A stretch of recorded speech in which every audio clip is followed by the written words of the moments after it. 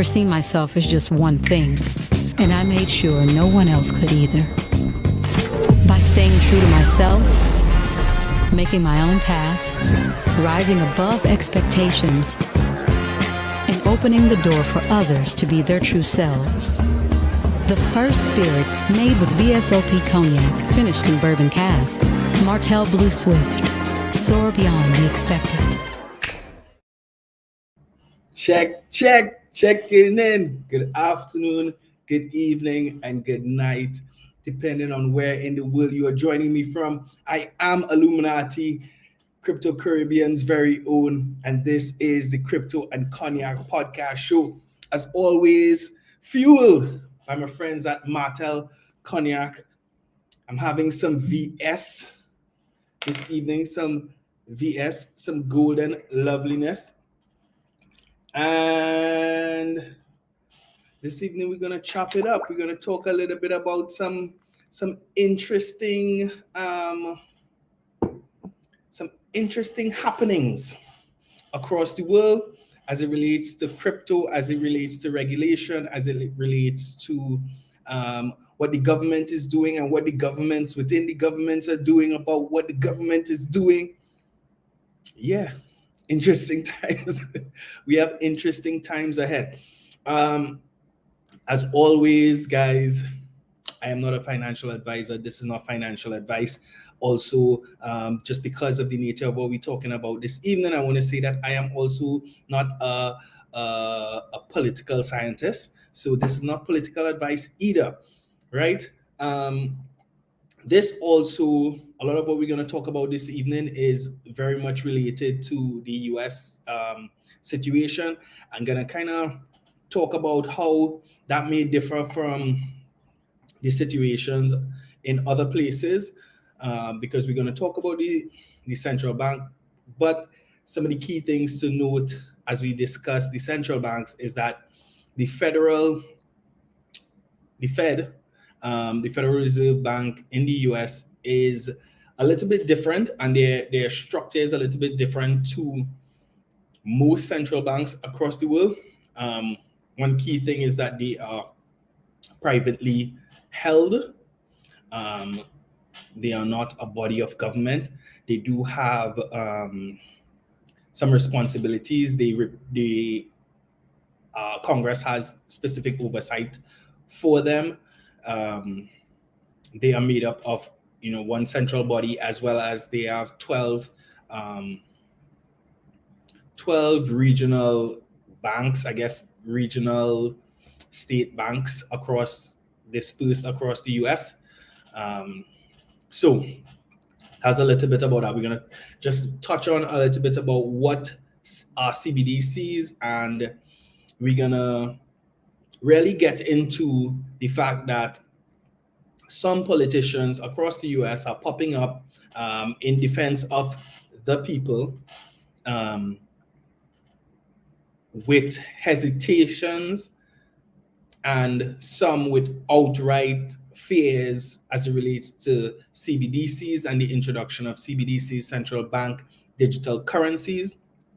One in particular who has spoken quite strongly about it is Governor Ron DeSantis in Florida. And how do I put this nicely? There are some things that I agree with in what Mr. DeSantis is saying here, and it pains me to say that I agree with this man, because I don't agree with him on most things. Nothing that I share here this evening is intended to influence US politics. I have no vested interest in US politics. I mean, directly. Indirectly, we all affected. But I'm not a US citizen. I don't vote in the US. I do have a business in the US. So these things don't impact me directly. But, if the US sneeze, we here in the Caribbean, we catch a cold. So all that to say that, again, the statements of Mr. Ron DeSantis, while some of them I may agree with him in principle, I do not share much of his politics, right? Not that I'm opposed to his politics, so I agree with anyone who is in opposition to him, because we expect that any day now he is going to declare his presidential candidacy. And that is why I in particular think that a lot of what he's saying here and a lot of his stance here, we should take with maybe this amount of salt, because politicians say a lot of things when they are on the campaign trail and when they're looking to attract donors. And then when they get into office, all of a sudden, the situation does not allow for them to execute on their promises. And even as you listen, I'm going to share something with you shortly, because I don't want to put words in Mr. DeSantis' mouth. I want you to hear from him himself. No, he's not a guest on the podcast. Maybe by next season we'll have him on. But for now, we're going to listen to a statement that he made at one of his press conferences, right? But even if you listen to what he says, he is putting some hedging behind some of what he is saying and some of the promises he's making. But forget about all of that. Let me jump straight into it. Listen to Mr. DeSantis. We'll come back. We'll talk a little bit about what CBDCs are specifically. We'll talk a little bit about some of the things that he references. For example, the uniform commercial codes. And then we'll jump into some of the concerns that people generally have with CBDCs, right? So let's listen to Mr. Ron DeSantis. Protect your financial privacy. And you've seen over the last however many years. All right, let me go back to the beginning.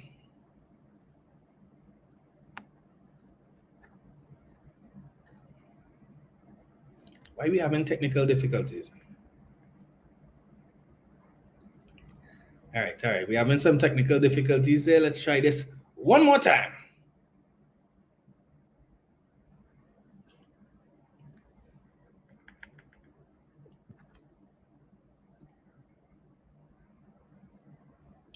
There we are. Charities were getting frozen, and that was done by the.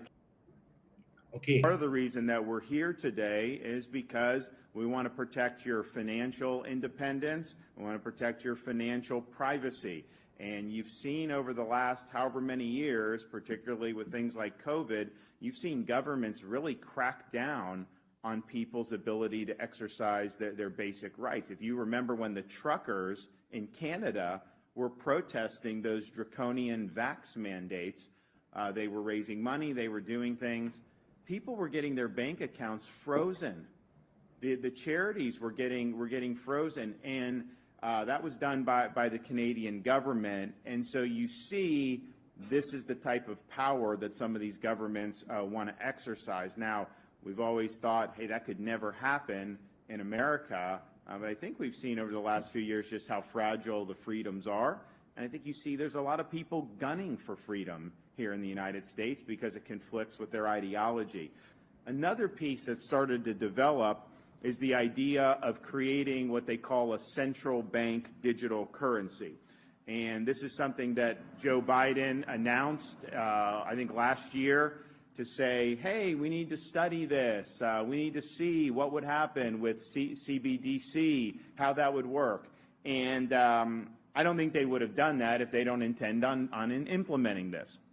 And so basically what it would be is this would be something that would be controlled by like the Fed. It would be a digital, quote unquote, digital dollar. I think they want to crowd out and eliminate other types of digital assets like cryptocurrency because they can't control that, so they don't like that. Once they then have the ability to run a central bank digital currency, they're going to be able to have the window into what you're doing with the money. They're going to have the ability to control where that money is going. They could block, if you filled up your gas tank too much. Hey, they're fighting global warming. You can't do any more. Maybe you bought a firearm last week. They don't want you to buy another one this week.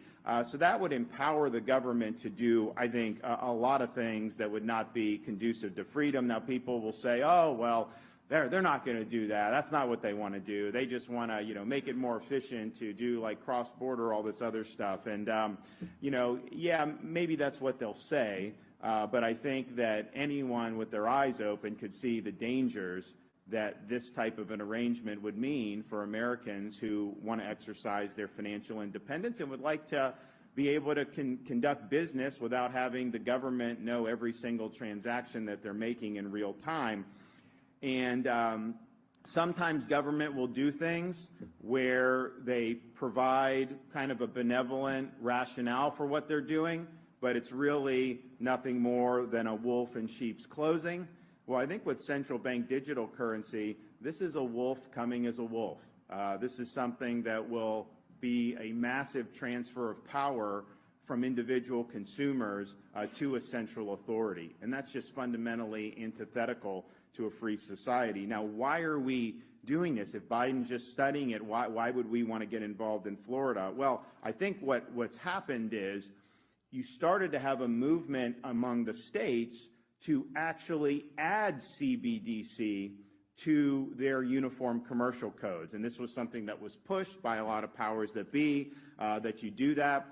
We looked at that and said, that ain't going to fly in Florida. We are not going to be adding central bank digital currency to our uniform commercial code. But we also said, you know what? We need to provide protections for Floridians against this. And so we'll put in the uniform commercial code that it's something we don't recognize. And the reason why we're doing that is because I think central bank digital currency is wrong. Congress probably does have the authority to authorize it if they wanted to. I don't think they will.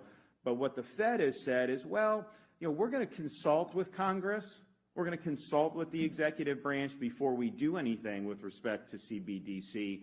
And ideally, we would get authorization from Congress. Well, the U.S. Constitution is not just a suggestion. It's not ideally that you get legislative sanction for something like that. You are required to get Congress to authorize something like that. And if Congress were to do it, that probably would trump what we're about to sign today. But if they do it by executive fiat, without having any legislative authorization, we believe that this protection here will serve as an important bulwark against really what would be, I think, an illegitimate use of federal government power. And you see it everywhere now. They don't vote on any of this stuff.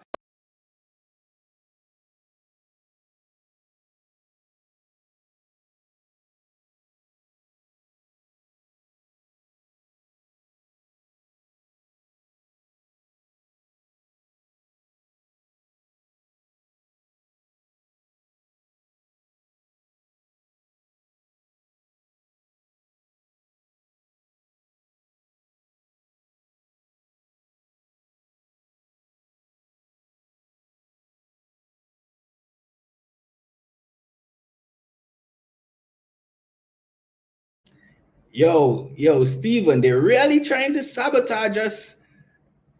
They're really trying to sabotage us this evening. Anyway, so that was the governor of Florida, Mr. Ron DeSantis, giving us his fears, some of his concerns about CBDCs, and basically telling us what him and the representative government in Florida have done to protect Floridians as a result of what they see as egregious overstepping by the federal government with CBDCs.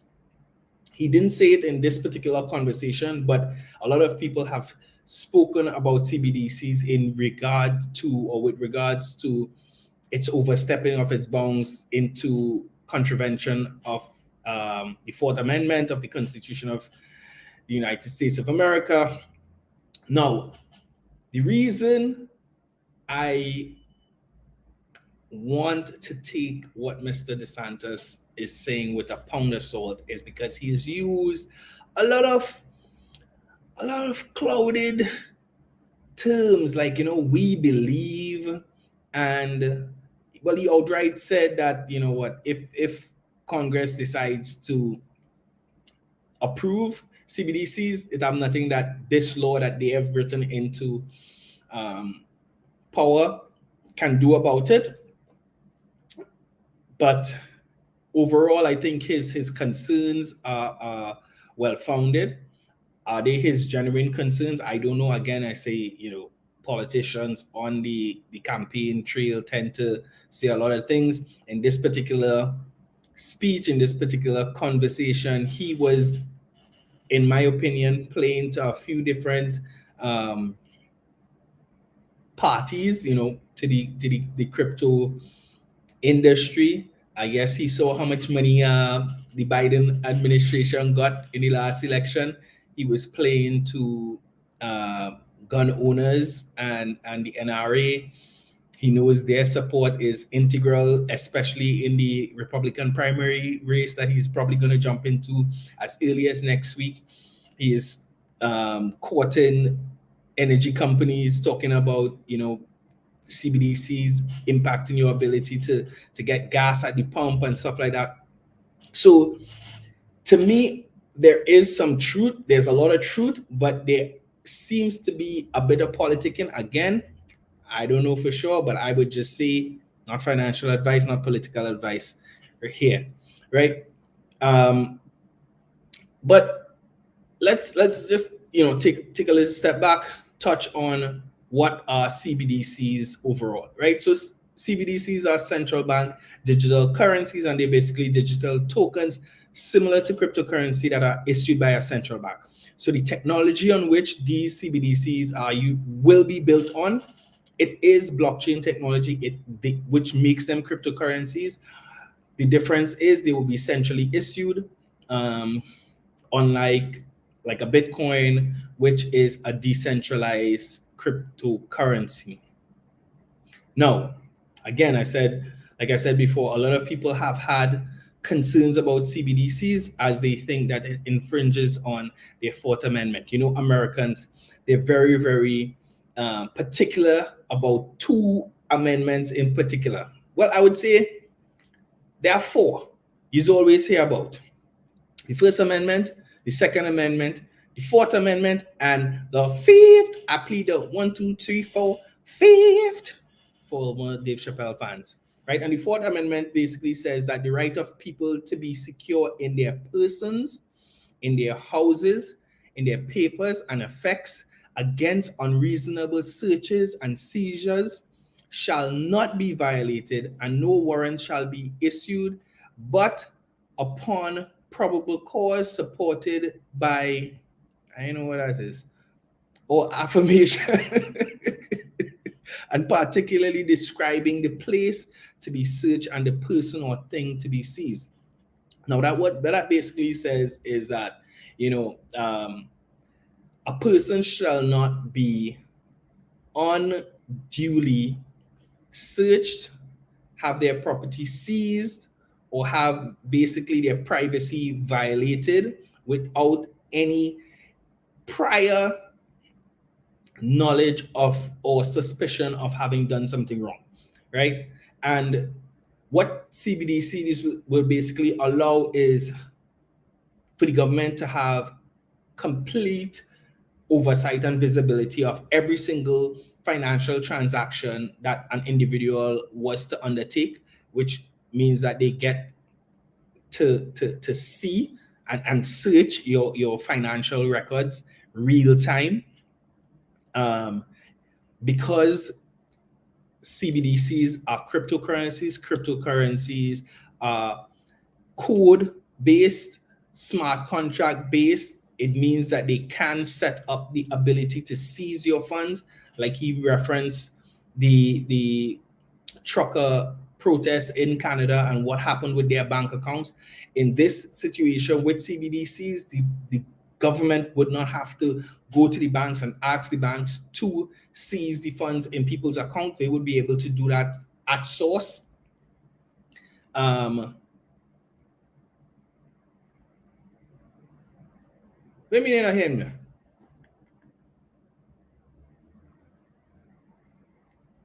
Okay. I think that's the old message. Anyway, continuing.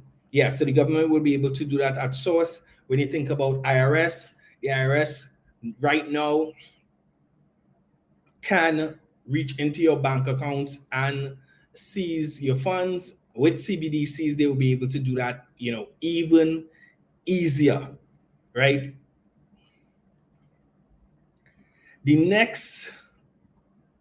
Some of the other big concerns, like I said, that people have as it relates to CBDCs has to do with privacy and surveillance. Now, we already have big issues around our online activity. The fact that our social media is being tracked, the fact that these social activities are already being used to determine certain elements of our lives.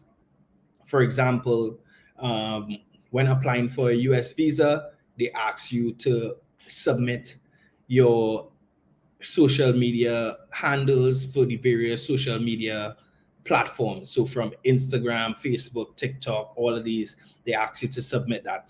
And I'm sure that there is some assessment of your contributions and your activity on those platforms that is being assessed to determine whether or not you're a suitable candidate for entry into the US. Now, fair enough, you're trying to get into the people and in place, you have to toe the line. But where this is happening to citizens, people have big issues with that. Like I said, CBDCs can provide central banks with extensive visibility into individuals' financial transactions, raising concerns about surveillance and personal data protection, right? I mean, there may be things that you are consuming that you don't want the government knowing. I don't want the government knowing that I go into Massey every single week and buying a bottle of Martell. Imagine one day I go to buy some Martell and the government telling me you have bought enough Martell for the month. They want me mash up that supermarket. So these are things that people are afraid of in general as it relates to privacy, as it relates to surveillance, right? Now, another concern has to do with the financial stability and disintermediation. Now, what does that basically mean? With CBDCs, we can see the central banks basically going around commercial banks and having a direct line of communication and interaction with the general public, which is not how things generally operate. And then we have to start wondering, how does this affect some of the services that these banks provide, right? How does their bypassing these commercial banks, how does that impact our financial system as it stands, right? Bank deposits, lending, the overall stability of the financial system. How are those things impacted by the introduction of CBDCs, central banks being able to issue funds and deliver them directly into wallets of the citizens without needing commercial banks? Cybersecurity and fraud. Now, we hear over and over about this crypto project get hacked, that crypto project get hacked. Less so we do hear about when the banks get hacked. Trust me, it's happening. When the big conglomerates getting hacked, trust me, it's happening. But we do hear about it. Now, once something is set up in a digital system, we've watched too many bank robbery movies to not think that if all money is digital, that we're not gonna find people with nefarious intent targeting central banks, targeting banks to be able to hack them, to be able to take control of these CBDCs. Again, digital systems are susceptible to cyber threats. So that's a real concern as it relates to CBDCs and moving into a digital financial system. a solely digital financial system. Now, financial inclusion and accessibility. This is less of a concern, I would say, in first world countries and even Western countries, but in other parts of the world, I think this is a bigger concern, right? Because while CBDCs and digital currencies in general enhance the financial inclusion, what it does tend to do, or what it might do, is ostracize or prevent the access to people who don't have, reliable internet services, people who are not, technology savvy. So the elderly, even young people who don't have access to, technology training, who may not have the same level of technology training. Not everybody might have a smartphone. How are they able to access digital wallets, that kind of thing? So while there are benefits, and it may help to bring a lot of people who are unbanked or underbanked into the financial system, there is the opportunity to leave a lot of people behind as well. So that's something that has to be contemplated. Now, monetary policy and interest rates. Now, changing the balance between the public-private sector intermediation could influence the effectiveness of traditional monetary policy tools, right? So we talked about this a few episodes ago, where how it works right now is the central banks will pretty much set the reserve requirements for banks that would determine how much money banks are able to lend, how much money is liquid in the system for people to use. Now, if central banks are able to more directly impact those things right at the consumer, how much would that affect some of the situations that we see right now? If they're able to put that money directly into the hands of consumers, for example, during something like COVID, where those stimulus checks were put into people's wallets immediately, how does that impact inflation? How quickly does inflation spike? And then if they're able to pull that money back out of the system with the same speed, how does that impact things like employment, access to credit? How do those things impact? Because right now, because it has to go through the commercial bank both ways, there is a little bit of a lag time. Now, if it's going central bank to the citizenry, how is that going to be impacted, right? Then we're talking about cross-border transactions and monetary sovereignty, right? We know that Forex trading is a big deal, and a lot of people make money off of that. But a lot of countries are able to, I would say, take advantage of the arbitrage between their currency and other currencies, and the lag time and stuff like that, to generate revenue. And there are individuals and whole industries that do the same. How will that be impacted when each country is operating with a CBDC system that offers almost instantaneous settlement? How does that impact cross-border transactions, right? How does that impact things like sanctions when the time comes? If one country or a group of countries decide that they are not in favor of what another country is doing, and they are able to, at the source, turn off the tap of access to foreign currency to that particular country, how does that impact not only the country and the government of that country, but the individuals living in that country? You know what? Like, we have to think about all the fallout that the citizens of Russia, those who may have supported the conflict with Ukraine, or those who were totally against that conflict, they were all forced to bear the burden of those sanctions. So how much more severe might that fallout be in the case of a CBDC?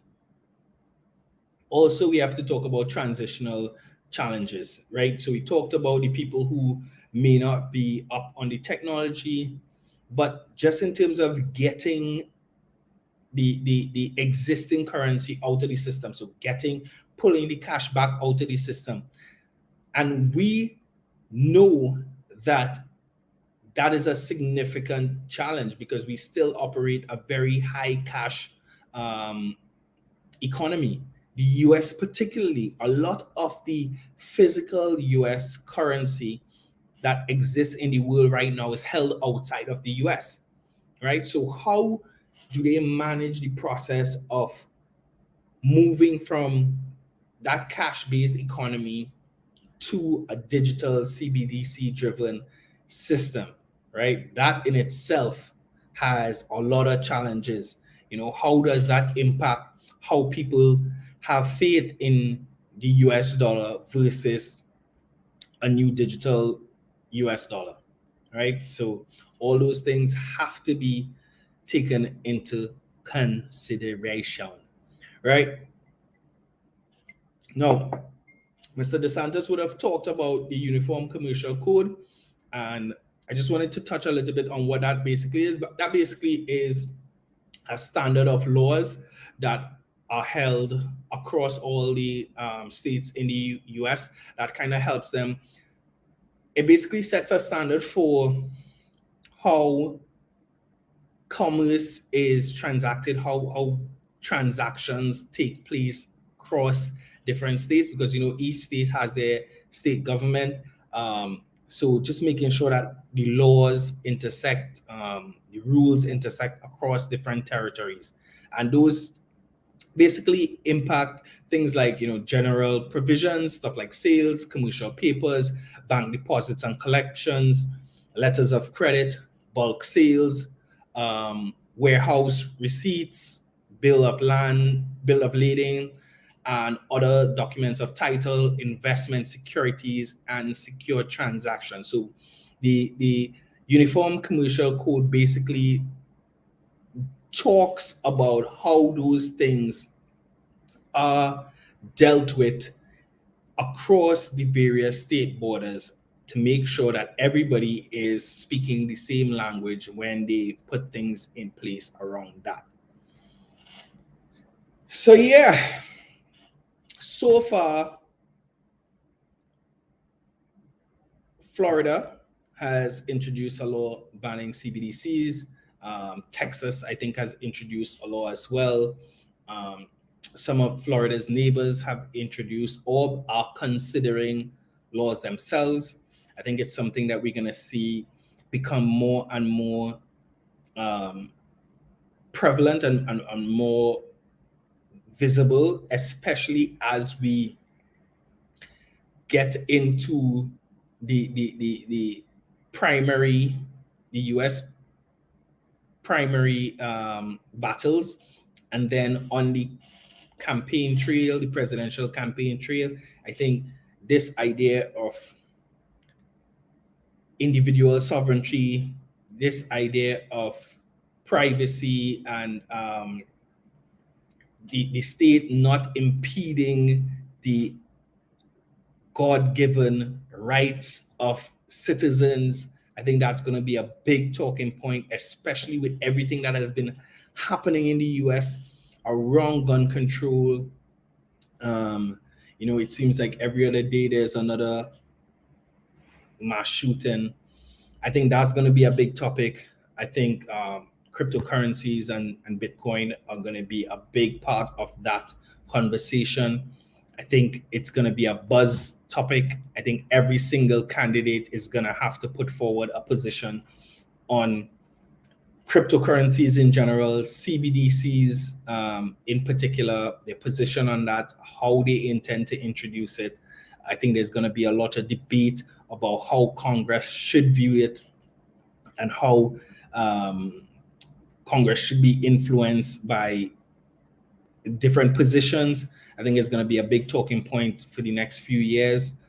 So this is definitely not the last we're going to hear of this. I don't know. I don't even know what's going to happen in Florida if Mr. DeSantis even becomes president. Does the new governor step in and repeal this law that they've now introduced? Is he able to encourage or cajole Congress to take this ban from a state point to a federal point?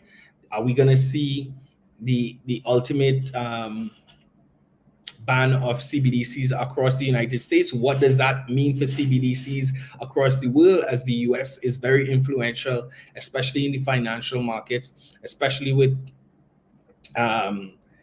institutions like the IMF. So I think a lot around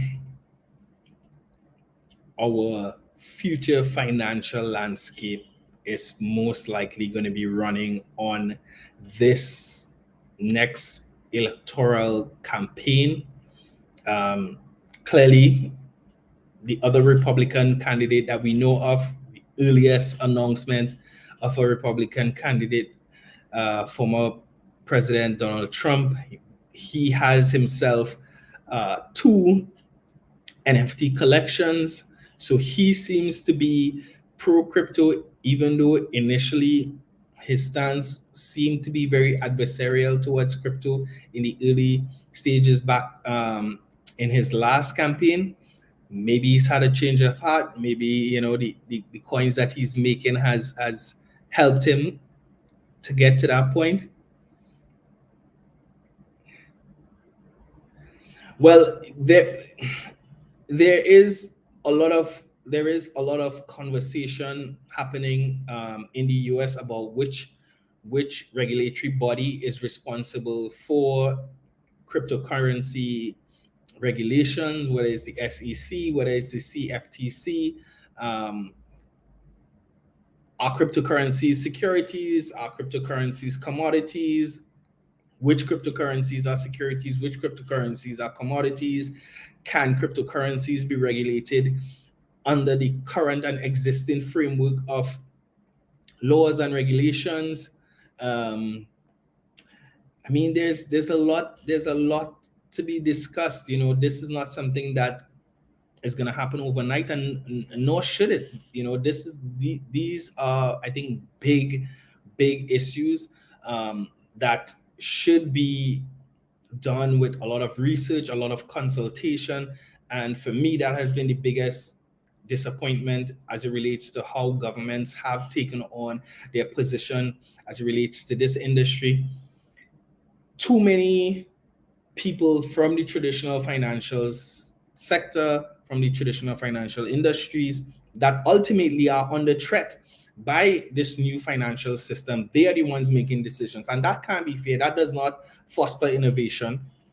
So we would hope to see governments, regulators allow persons who have the experience, who have the expertise, who have the understanding, who've maybe spent some time in the traditional financial system, spent some time in the crypto industry, understand the nuances around the industry, to be on hold advisory positions.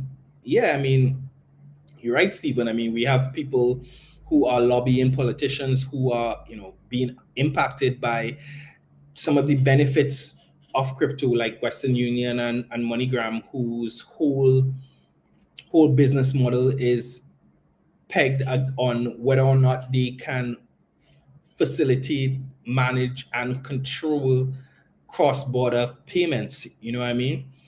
And we hope that through discourse, through a lot of conversation, we're going to see people understanding that, this has value ultimately.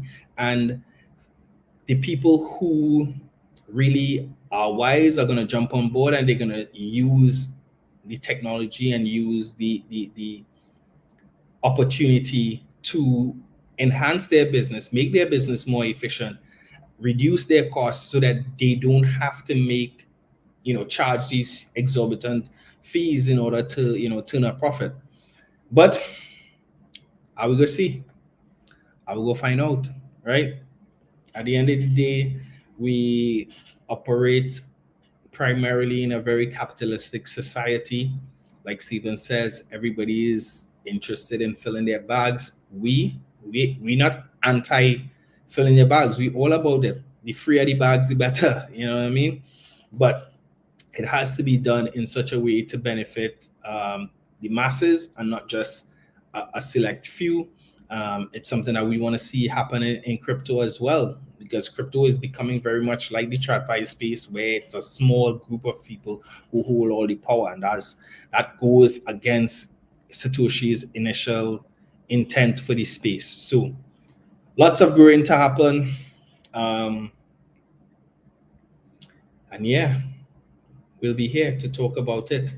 Guys, this is episode 29 of the podcast, which means next week is episode 30, the final episode of season 3.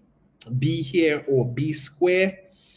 I don't want to say that I'm happy that we're coming to the end of the season, but I would say that I'm very, very excited because I know we have so many amazing things planned for season 4. Like, y'all don't even know, right? Of course, we'll be drinking some cognac. Gotta have the yak, and we gotta chop it up over the crypto. Because, as I always say, y'all know what I say, Stephen, what I say, adoption is inevitable, right? So guys, thanks again for being with me. I know it's late. If you stuck around this long, please like, share, subscribe if you're not subscribed. Go back to the old ones that you would have been live on, like it, share it, right? That's how we're gonna grow. That's how we're gonna get the algorithm to continue to share our message across this YouTube space. And then we get to the point where we can monetize, we can convert that monetization into free bags for everybody to benefit. Guys, as always, be blessed. Illuminati out. Adoption is inevitable. Be blessed.